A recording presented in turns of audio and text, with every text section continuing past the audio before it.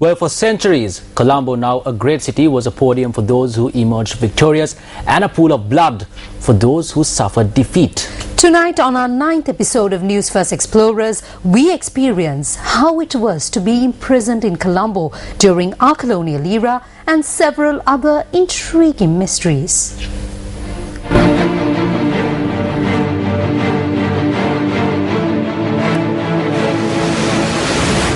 Newsfirst Explorers, discovering Colombo's hidden secrets.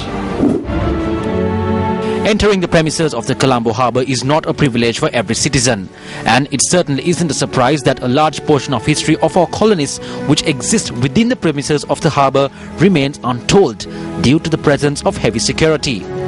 Following the records of R.L. Broghier, we ventured into the harbour in search of Dutch architecture.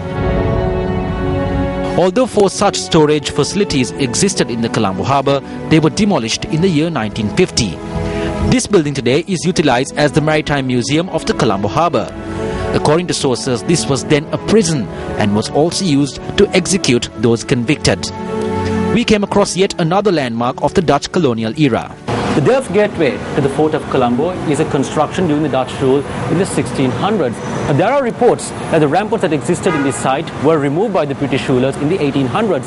Now it is quite unbelievable that how such a historical monument still exists in the center of Colombo amidst a swath of concrete construction. The Delft Gate of the Dutch fort was renovated in 1919. Historical records indicate that a drawbridge was used to pass through the Delft Gate. This building, which is located down Prince Street in Colombo, is the Dutch Museum today.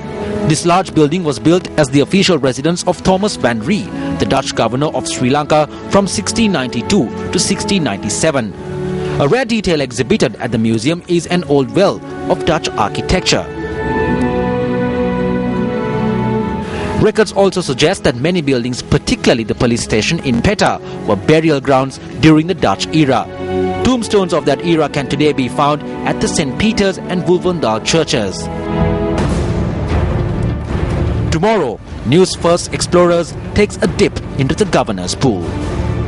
If you have details on Colombo that you wish to share with the Newsfirst, you can log on to our website www.newsfirst.lk/explorer. This accident took place on the Kalawanchikudi main road opposite the Zonal Education Office. The accident was the result of a collision between a lorry and a three-wheeler. The driver of the three-wheeler suffered minor injuries in the accident and the three-wheeler was badly damaged. Now, the 35th Navam Perahara of the Ganga Rama Temple in Hunupitiya will parade the streets tomorrow. Tonight, Newsfirst takes a look at the preparations that are taking place ahead of the Perahara. Close to 6,000 dancers representing the upcountry, low country and Sabaragama dancing traditions took part in previous year's processions. This is Sirisena Payagala. Sirisena Payagala, a dancing instructor, is currently 70 years old. Born in the Pittigal area in Gaul, Payagala maintains a close relationship with the Navam Perahara of the Ganga Rama Temple. Despite his old age, he also serves as the lead dancer of the troupe that performs at the location where the relics are placed ahead of the Perahara, a task that is undertaken by the chief incumbent of the temple.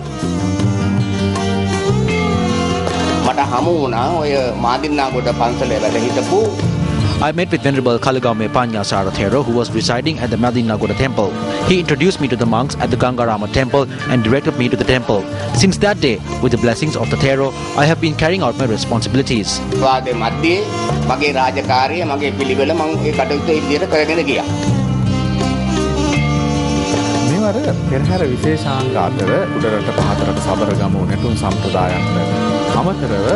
Steps have been made to include a number of dance items apart from the traditional upcountry, low country and Sabaragama dancing items.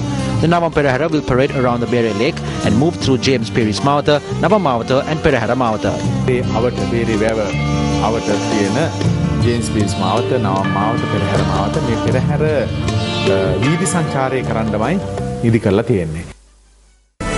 Well, with that breathtaking stunt, we wrap up today's edition of Primetime News. For the Newsfirst team, I'm Shahan Jirangpati. Thank you for being with us. I'm Minosha Ratnasekara. Take care and good night.